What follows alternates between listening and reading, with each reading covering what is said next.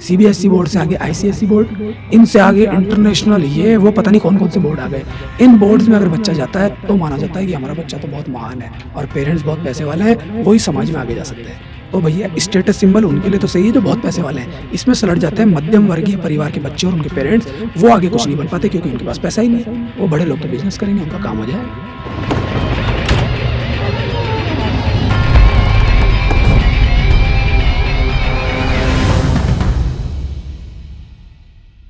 लेकिन देखा गया है कि जो बच्चे ट्यूशन नहीं जाते या ये समझ लो कि ट्यूशन को आजकल एक स्टेटस सिंबल भी समझ लिया गया है।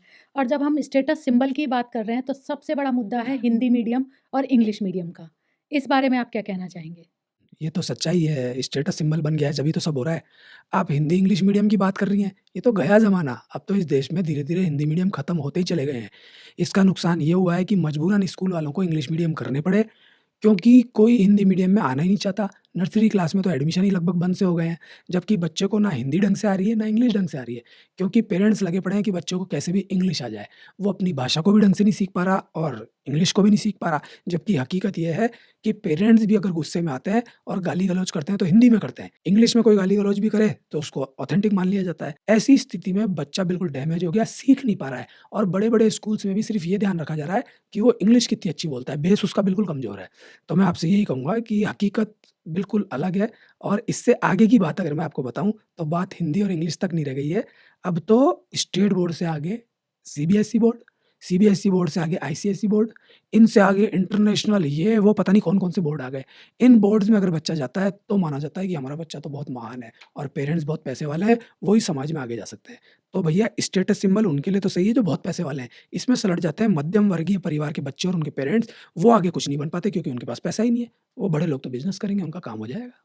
तो शिक्षा को स्टेटस से ना जोड़कर वास्तविकता में बच्चों को शिक्षित बनाना ज़्यादा ज़रूरी है। पर हमने देखा है कि आज के टीचर्स जो हैं, वो भी अब शिक्षा पे इतना ध्यान नहीं दे रहे। वो ये देख रहे हैं कि मुझे सैलरी कितनी मिल रही है, बस उतना ही काम करना है। बच्चा फेल होता है तो हो, उन्हें कोई फ़र्क नहीं पड़ता। देखिए, बिल्ली के गले में घंटी बाँधे कौन? कौन पंगा ले? अपना पैसा लिया और चल दिए, सब लोग यही तो काम कर रहे हैं। कौन इस ज़िम्मेदारी को ले? किसका दिल कौंधता है? लोग सोशल मीडिया पे आके ज्ञान तो दे देते हैं, लेकिन इनिशिएटिव किसने लिया? किसने अपना नुकसान किया? सब लोग उतनी स्थिति में तो काम करना चाहते हैं किसी और चीज़ पे, जिसमें उनका नुकसान ना हो, लेकिन वहाँ कोई नहीं जाना चाहता जिसमें उनका नुकसान हो जाए। जिस दिन स्कूल वाला ये सोच लेगा कि मेरे कितने भी बच्चे कम हो जाएँ, लेकिन मैं ईमानदारी से पढ़ाऊँगा और ये लाग-लपेट दिखावा नहीं करूँगा, ये एक्टिविटी, गेम्स इनको प्राथमिकता ना देके रियल पढ़ाई करवाऊँगा। और जिस दिन टीचर भी ये सोच ले कि मैं ईमानदारी से पढ़ाई कराऊँगा, ट्यूशनखोरी से मेरा मतलब नहीं है, मेरे को जो तनख्वाह मिल रही है मैं उसमें काम करूँगा। अगर मुझे मेरा जीवन यापन करने के लिए एक्स्ट्रा कमाना है तो मैं दूसरे फ़ील्ड में कमाऊँगा 1 बजे बाद, 2 बजे बाद। अगर ये चीज़ें टीचर और स्कूल मालिक सोच ले, समझ ले, दिल से मान ले, मैं कहता हूँ एजुकेशन सिस्टम में बहुत सही हो जाएगा सब कुछ और टीचर्स की स्थितियाँ भी सही हो जाएँगी, स्कूल डायरेक्टर्स और प्रिंसिपल की स्थितियाँ भी सही हो जाएँगी। तो आपके अनुसार जो अभी जो स्ट्रक्चर चल रहा है शिक्षा का या स्कूल का, उसमें क्या बदलाव होना चाहिए? देखिए, मैंने कहा कि अब सब कुछ बहुत आगे निकल चुका है। किसी व्यक्ति को तो इनिशिएटिव लेना पड़ेगा।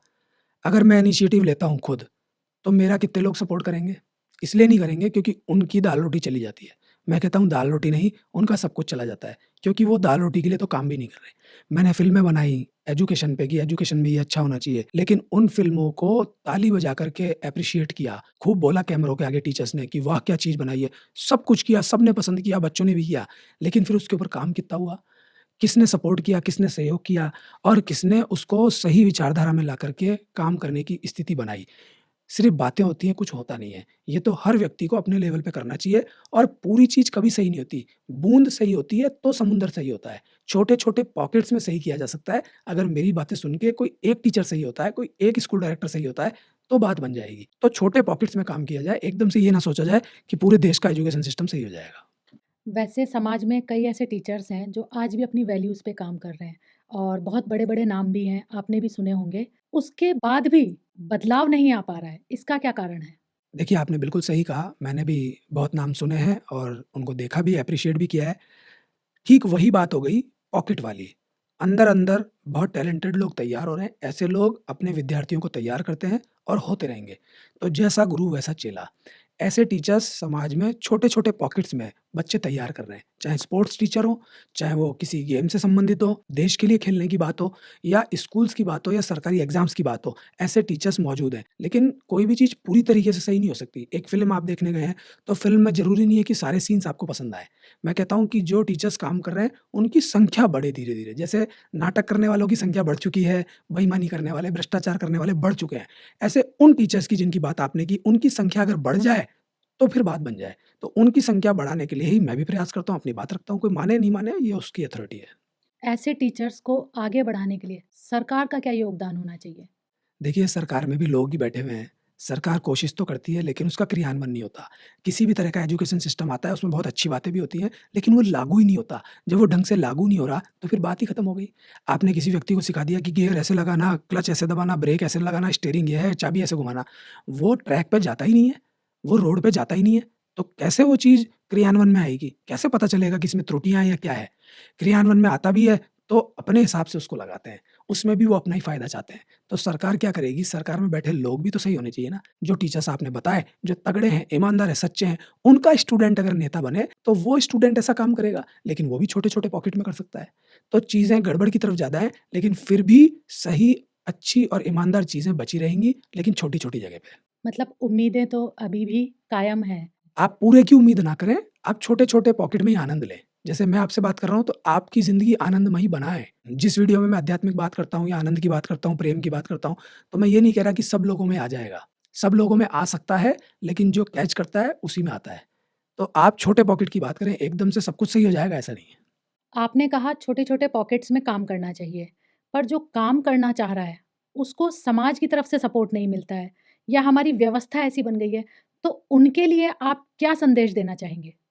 जनरली हम उन लोगों को बहादुर मान लेते हैं जो लड़ने निकल जाते हैं, जो हथियार लेके किसी को मार देते हैं। वीर हम उनको बता देते हैं, उनका यशोगान करते हैं, महिमा मंडन करते हैं।